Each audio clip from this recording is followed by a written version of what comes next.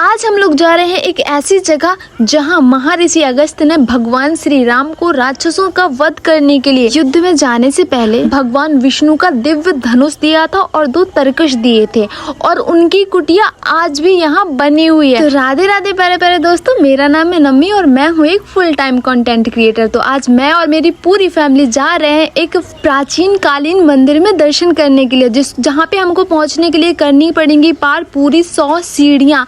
तो यहाँ पे सब लोग हम लोग पहुँच गए और सीढ़ियाँ चढ़ना स्टार्ट कर दिया और इतनी ज़्यादा यहाँ पे बारिश हो रही थी जिसकी वजह से सीढ़ियों में बहुत ज़्यादा फिसलन हो रही थी, क्योंकि पूरा मार्बल लगा हुआ था सीढ़ियों में। अगर जरा सा भी किसी का पैर फिसलता तो सीधे नीचे ही जाते। तो सब लोग बहुत ही ध्यान से आराम से जा रहे थे और जैसे ही हम लोग पहुंचे तो सबसे पहले हमारी नजर गई महादेव जी के एक प्राचीन और सुंदर मंदिर से, जो कि टोटली पत्थर से बना हुआ था। इसमें कोई भी सीमेंट बालू का इस्तेमाल नहीं किया गया, ओनली सिर्फ पत्थर से इसमें ऐसी कारीगरी करी गई है जिसमें पत्थर के ऊपर पत्थर को ऐसे चिपकाया गया जिसको आज तक कोई हिला भी नहीं पाया है। और ये मंदिर इतना प्राचीनतम है कि जब औरंगजेब का शासन था तो उसके शासनकाल में कई हिंदू धर्म की मूर्तियों को तोड़ा गया था। उनमें से एक जगह ये भी थी जहां औरंगजेब के शासनकाल में कई मूर्तियों को यहाँ पे तोड़ दिया गया था। आप देख सकते हैं कि इस पूरे मंदिर की दीवारों पे छोटी छोटी हर भगवान की मूर्तियां बनी हुई है, जिनमें से कुछ टूटी हुई थी जो कि औरंगजेब के शासनकाल में ही तोड़ी गई थी।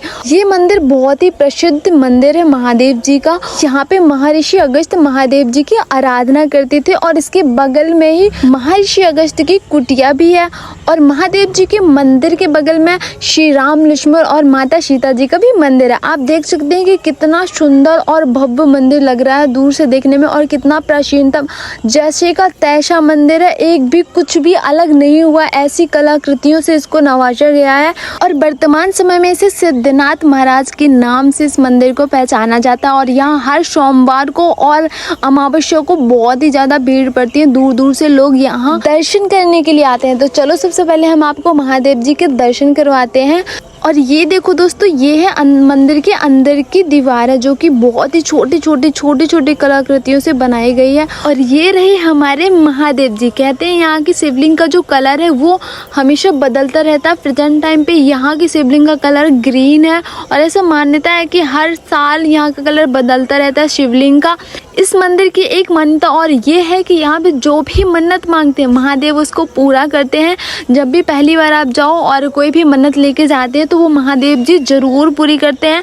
तो अगर आप लोगों की भी कोई मन्नत है तो आप यहाँ आ सकते हैं महादेव जी की शरण में और उनसे अपनी दिल की बात बोल सकते हो। बोलिए हर हर महादेव। तो चलो अब आपको हम आगे लेके चलते हैं, बाहर का दिखाते हैं कि और क्या क्या चीज़ें यहाँ पे हैं। तो ये हो गया हमारे महादेव जी का मंदिर।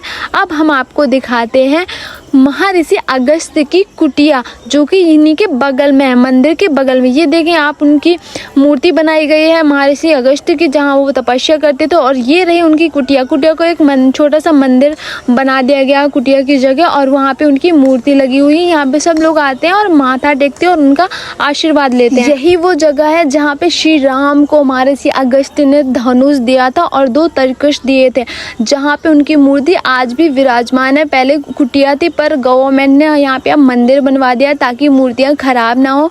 और ये वो जगह है जहाँ पे वो बैठ के तपस्या और आराधना किया करते थे। और ये एक ऐसी जगह है जहाँ जिसके चारों साइड सिर्फ घने जंगल है, नदियाँ हैं, पहाड़ है और इसके अगल बगल कोई भी गांव नहीं। इसको बहुत अंदर जंगल के अंदर घुस के जाना पड़ता है। हालांकि अब गवर्नमेंट की तरफ से वहीं तक के लिए सड़कें बना दी गई हैं, पक्की सड़कें, ताकि आने जाने में कोई दिक्कत ना हो।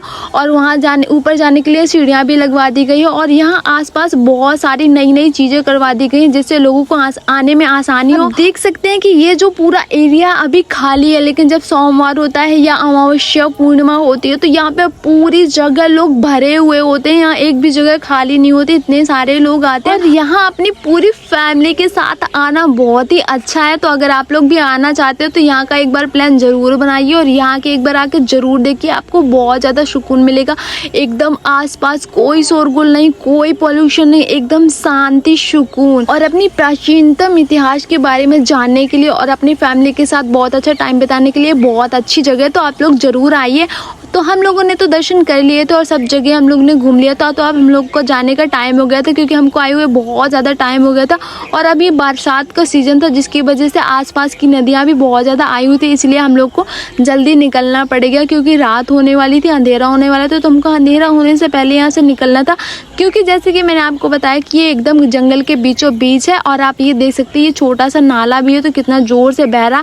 इसके आगे ही आपको मिलेगी एक बहुत बड़ी नदी, जो कि बहुत ज़्यादा उफान में। थोड़ी टाइम बाद अगर ऐसे ही बारिश चलती रही तो वो पुल के ऊपर भी पानी आ जाएगा, इसलिए हमको टाइम से निकलना पड़ेगा। आने के बाद मेरी पूरी फैमिली बहुत ही ज़्यादा खुश हो गई थी और यहाँ से जाने के बाद यहाँ की ही बातें कर रही थी कि यहाँ पे, क्योंकि हम ऐसी जगह पहली बार आए थे और ये हमारे गाँव के बहुत ही पास में था। तो सब लोग बोल रहे थे कि इतनी अच्छी जगह थी और हम लोग पहली बार आए हैं, पहले हम ऐसे क्यों नहीं आए। और आप देख सकते हैं कि ये नदी और कैसे बच्चे इसमें तैर रहे हैं। मुझे तो देख के ही डर लग रहा था कि अगर अचानक से बहुत ज़्यादा पानी आए तो ये तो बह ही जाएंगे, पर इनका तो रोज़ का काम है, इनको डर नहीं लगता है।